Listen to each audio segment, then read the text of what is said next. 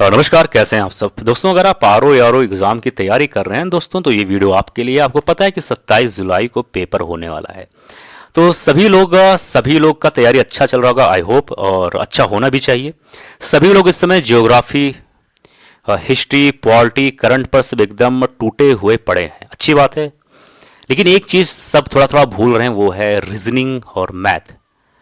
Reasoning और math पे थोड़ा सा लोगों का ध्यान कम जा रहा है, लेकिन कम भी जाना भी चाहिए, क्योंकि ये बहुत बड़ा गेम भी नहीं है। लेकिन इसको आप अवॉइड भी नहीं कर सकते, इसको आप इग्नोर भी नहीं कर सकते। ऐसा मैं क्यों कह रहा हूं दोस्तों, देखो एक चीज ध्यान देना कि रीजनिंग और मैथ के बारे में बात करूं तो रीजनिंग और मैथ से तकरीबन आर ओ में 15 सवाल के आसपास पूछे जाते हैं, 15 से 16 सवाल।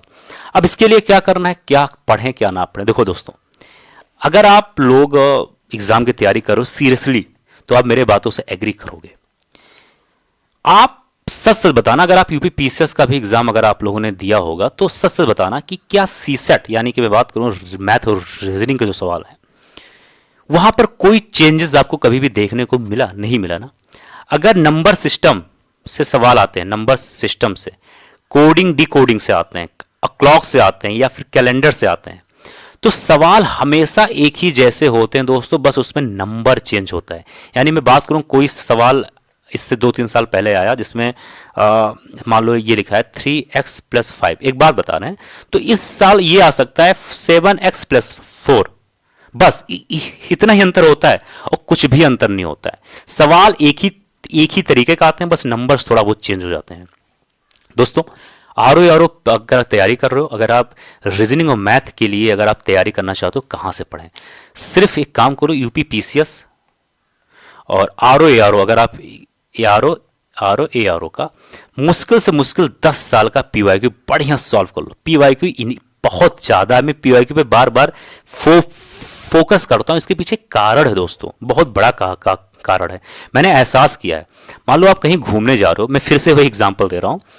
आप इस बार मैं ले चलता हूँ आपको साउथ में। मान लो आप घूमने जा रहे हो केरला, उत्तर प्रदेश से। तो केरला जब घूमने जाओगे दोस्तों, उससे पहले आप क्या करोगे? पहले केरला के बारे में जानोगे, वहाँ कौन कौन सी घूमने वाली चीज़ है, जहाँ घूमने जा रहे हो उसके आसपास रूम मिल जाएगा कि नहीं मिल जाएगा, हर एक चीज़ जानोगे, फिर जाओगे। इससे क्या होगा, आपको वहाँ पर जाओगे तो आसानी से घूम सकोगे कम समय में, और सब कुछ आप देख सकोगे, इंजॉय कर सकोगे।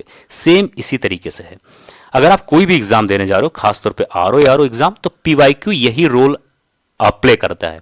इससे क्या होगा, आपको मालूम होगा कि कौन सा, जैसे मान लो पीवाईक्यू जब सॉल्व करोगे तो आपको इस एग्जाम के बारे में सब कुछ पता हो जाएगा, एग्जाम आखिर है क्या, ये क्या चाहता है आपसे। ठीक है, तो पीवाईक्यू सिर्फ सॉल्व कर लो, और रीजनिंग और मैथ के लिए इससे बाहर कुछ नहीं आने वाला है। लोग का ये बहुत गंदा भ्रम है कि बड़ा एग्जाम है तो ज़्यादा कुछ पढ़ना पड़ता है। यही सबसे बड़ी गलती हमारी आपकी होती है। ऐसा कुछ नहीं दोस्तों, बड़ा एग्जाम है इसका मतलब ये नहीं है कि आपको बहुत कुछ पढ़ना है। बड़ा एग्जाम है इसका मतलब ये हुआ कि आपको कम समय में बढ़िया से बढ़िया पढ़ना है, कम पढ़ना और रिवाइज मूड पे रहना है। एक चीज़ ये ध्यान देना, जितने बड़े एग्जाम होते हैं वो आपसे उतना स्मार्टनेस चाहते हैं, आपका दिमाग चाहते हैं कि आखिर ये बंदा है किस तरीके से। बाकी रिसोर्सेस तो बहुत पड़े हैं, रिसोर्सेस तो सब आप पढ़ लेते हैं, ठीक है, उसमें कोई दिक्कत है नहीं। बस आप किस तरीके से पढ़ रहे हो, ये इंपॉर्टेंट होता है। आर ओ के लिए अगर आप रीजनिंग और मैथ के उसमें हो, तो ये आपके लिए बहुत शानदार प्लान है, बहुत शानदार आपके लिए ये स्ट्रेटजी। इसको आप फॉलो करना, आपके लिए सब कुछ आसान हो जाएगा। मिलते हैं अगले वीडियो में, अगले टॉपिक पे। जय हिंद।